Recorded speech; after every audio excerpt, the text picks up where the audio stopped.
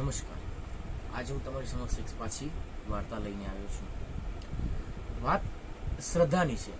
એક વૃદ્ધ વ્યક્તિની શ્રદ્ધા, એક સ્ત્રીની શ્રદ્ધા, એના ઉપર આપણે વાત કરશું. એક સ્ત્રી છે, પોતાના બીમાર છોકરાનો ઈલાજ કરાવી રહી છે. એની છોકરાની બહુ જ હાલત પરિસ્થિતિ ખરાબ છે.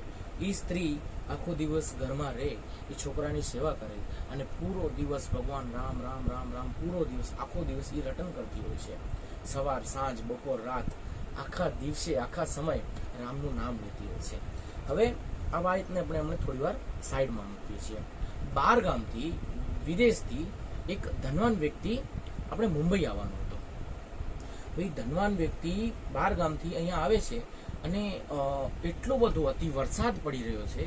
તો એ વરસાદના કારણે જ્યાં એમની ફ્લાઇટ ઉતરવાની હતી એના ઘણી આગળ ફ્લાઇટ ઉતરી જાય છે. વરસાદને લીધે એ ફ્લાઇટ ત્યાં પહોંચી શકે એવી શક્યતા નથી. ફ્લાઇટ ત્યાં ઉતારવી પડે છે. એ ફ્લાઇટ ઉતરી અને ડોક્ટર આગળ જાય છે કે મારી એટલી ઇમ્પોર્ટન્ટ મીટિંગ છે, આ છે, તે છે, મારે ત્યાં પહોંચવું જ છે.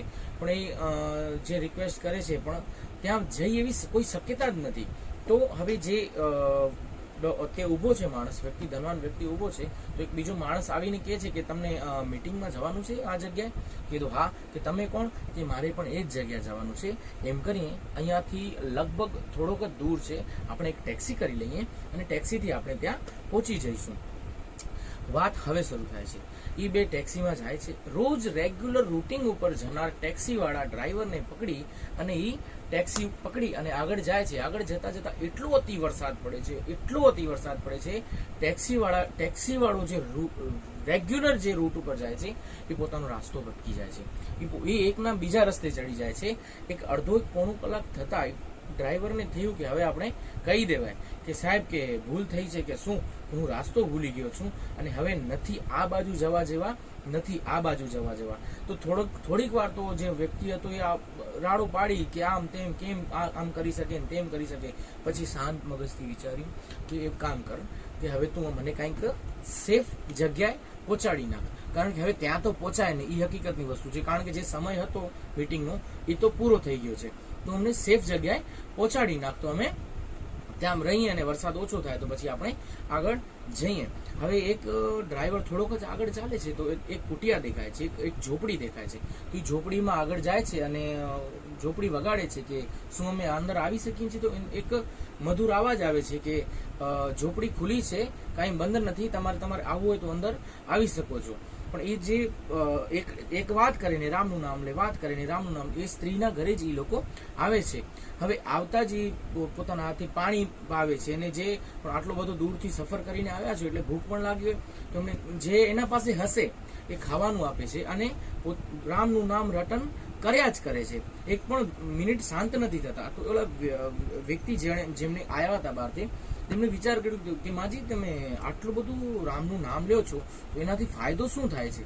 તો કે બેટા એ તો મને ખબર નથી, પણ મને મારા રામ ઉપર વિશ્વાસ છે. કઈ વાતનો વિશ્વાસ છે? કે મારો આ દીકરો છે એ પથારીએ છે અને એનો ઈલાજ એક જ ડોક્ટર કરી શકે છે જે અહીંયા નથી, બહાર છે. હવે મારે બહાર ગામ, વિદેશ જવાનો મેં ક્યારે વિચાર પણ નથી કર્યો, એટલી મારી કેપેસિટી પણ નથી. પણ મને મારા રામ ઉપર વિશ્વાસ છે કે આને સાજો કરી દેશે. તો એ વ્યક્તિ કહે છે કે એ ડોક્ટર કોણ છે? જે ડોક્ટર મયંક કરીને કોઈ તો છે, મને બરોબર એમનું નામ પણ નથી ખબર.